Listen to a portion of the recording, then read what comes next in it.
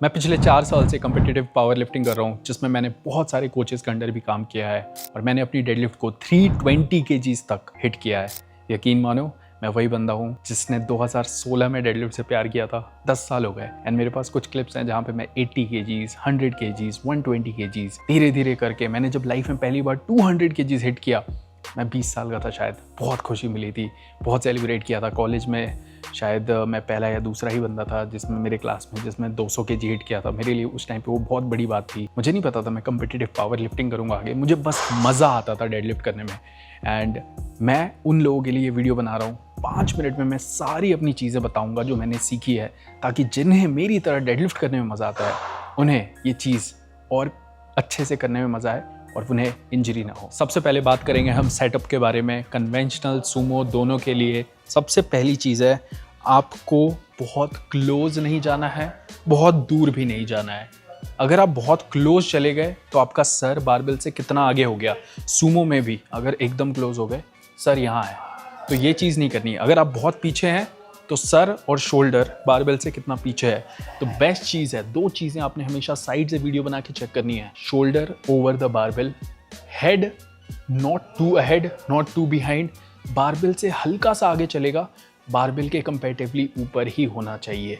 ये 2 चीज़ें आपको साइड से वीडियो बना के हमेशा चेक करनी है। दूसरी बहुत इंपॉर्टेंट चीज़ है, डेडलिफ्ट सिर्फ खींचना नहीं है। Deadlift is not pull, mostly वो पुश है। जब से मैंने ये चीज़ करी है तब से मेरे लॉकआउट के जो प्रॉब्लम्स थे वो काफ़ी हद तक सॉर्ट हो गए हैं। 320 किलो मैंने 4 सेकंड होल्ड भी किया। तो बेसिकली मैं क्या कहना चाह रहा हूँ कि हम डेडलिफ्ट कर रहे हैं तो हम सिर्फ अपर बॉडी से खींच नहीं रहे। सबसे स्ट्रॉन्ग चीज़ है हमारे लेग्स, हम उन्हें यूज़ करना चाहते हैं।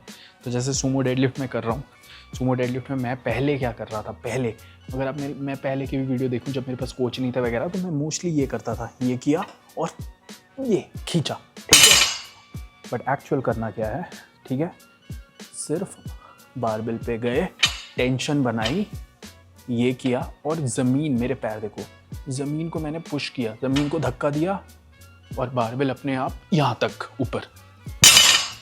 तो मोस्टली ज़मीन को धक्का देना है जैसे हम लेग प्रेस कर रहे हैं। आपने मोस्टली मुझे भी या और भी पावर लिफ्टर्स को देखा होगा, जब वो डेडलिफ्ट करते हैं तो वो एक चीज़ करते हैं, ये कन्वेंशनल में भी दे डू दिस। ये क्या है, ये स्लैग पुल है। बारबेल में ऑलरेडी जब वेट लगा हुआ है तो एक टेंशन है, तो उस चीज़ को आप रिलीज़ कर रहे हो ताकि बारबेल इजीली लिफ्ट अप हो। तो स्लैग खींचना भी बहुत इंपॉर्टेंट है। बहुत ही सिंपल, जाओ, हैंड्स एकदम लूज, टाइट हैंड्स नहीं। और डेडलिफ्ट में टाइट टाइट टाइट बहुत लोग बोलते हैं, मेरा मानना है loose, stay calm, loose, tightness नहीं चाहिए बॉडी में, ठीक है। ये हैंड्स, लॉन्ग हैंड्स, ठीक है, ग्रैब किया।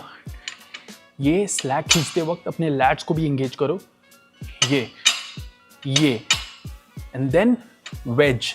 अब वेजिंग क्या है, ये हिप्स को अपने बारबेल तक क्लोज लेके आना, ये। तो इस वे में वेज। फिर क्या बोला मैंने, push the ground, that's all. Also guys, MuscleBlaze का एक नया प्री वर्कआउट लॉन्च हुआ है जिसके बारे में मैं बहुत एक्साइटेड हूँ बताने के लिए। देखो, कोई भी चीज़ मेरे पास आती है मैं उसे यूज़ करता हूँ, फिर ही आपको रेकमेंड करता हूँ। तो ये मेरे पास ऑलरेडी 10 दिन पहले आ गई थी and I been using it every day, ठीक है।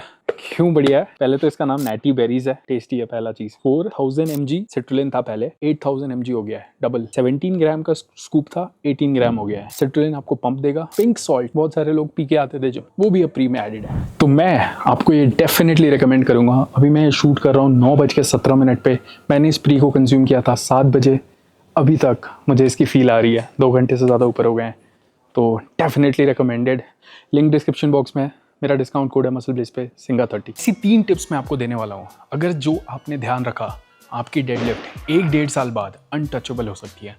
फर्स्ट थिंग, आपने अपनी हिंज को स्ट्रॉन्ग करना है। हिंज क्या है, सुमो में this position, conventional this position, ये एक हिंज पोजीशन है। ये जितनी स्ट्रॉन्ग डेडलिफ्ट उतनी स्ट्रॉन्ग। अब हिंज पोजीशन कैसे ट्रेन होगी, आरडीएल हर किसी के प्रोग्राम में मोस्टली होना ही चाहिए।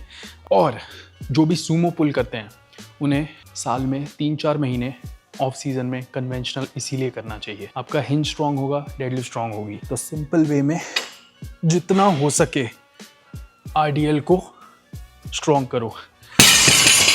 मैं इसमें अभी 220-225 kgs या 6 रेप्स 7 रेप्स पहुंच गया हूँ और मैं इसे 260 270 केजी तक पुश करना चाहता हूँ। क्या तुम्हारे भी जिम में ऐसे हिप्स स्ट्रेचिंग मोबिलिटी करते हुए बंदे दिखते हैं एंड तुम्हें लगता है कि वो स्टूपिड हैं, क्या ही कर रहे हैं, क्या नाटक है? बहुत ही बड़ी भूल कर रहे हो। बहुत इंपॉर्टेंट है वो एक अच्छी डेडलिफ्ट के लिए। Hip mobility. Elite power lifters, बाहर के पावर लिफ्टर्स सुबह उठ के 10 मिनट हिप मोबिलिटी करते हैं, बिकॉज सारा गेम हिप मोबिलिटी का है। स्क्वाट्स भी, डेड भी।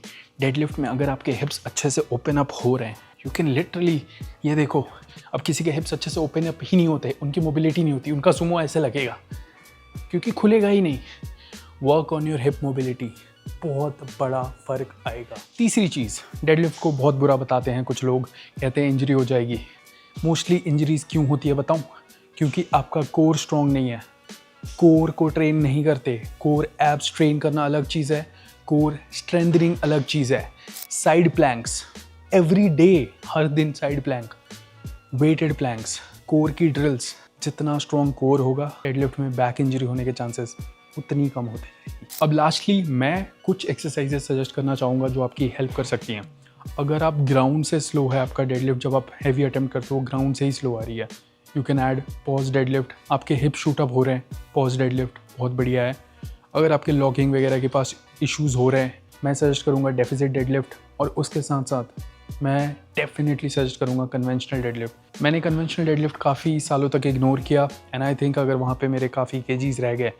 मैं कन्वेंशनल डेडलिफ्ट अभी मैंने पिछले साल किया है, उसके सूमो में बेनिफिट्स दिख रहे हैं। अगर आप सूमो भी करते हो, साल में 4-5 महीने जब आपका कंपटीशन दूर है, कन्वेंशनल किया करो। उसके बाद प्रोग्रामिंग वाइज एक दिन कंपटीशन डेडलिफ्ट 3 सेट्स 4 सेट्स रखो, और एक दिन आपका जो दूसरा एक्सरसाइज है, पॉज डेडलिफ्ट हो गई या कन्वेंशनल डेडलिफ्ट हो गई, आरडीएल हो गई, ठीक है? तो इस हिसाब से, और 1 रेप मैक्स अटैम्प्ट मत करो ज़्यादा, हर दूसरे हफ्ते तीसरे हफ्ते। 1 रेप मैक्स रिजल्ट है, रिजल्ट हर 3 हफ्ते में नहीं मिलने वाला। शायद जब हम बिगिनर थे तो मिल जाता था, तो अगर आप बिगिनर हो तो भी अभी से ये गलती मत करो। आप अपना 1 रेप मैक्स बचा के रखो। डेडलिफ्ट बहुत टैक्सिंग है, 1 रेप मैक्स के बाद रिकवरी स्लो हो जाती है, तो आप 1 रेप मैक्स जो है वो अटैम्प्ट शायद 4 महीने 5 महीने में एक बार करो।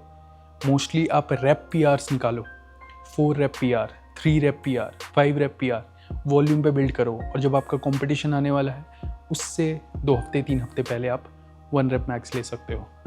Thank you so much for watching. Like कर देना, सब्सक्राइब कर देना। होपफुली ये वीडियो आपकी मदद करेगा आपकी डेडलिफ्ट जर्नी में।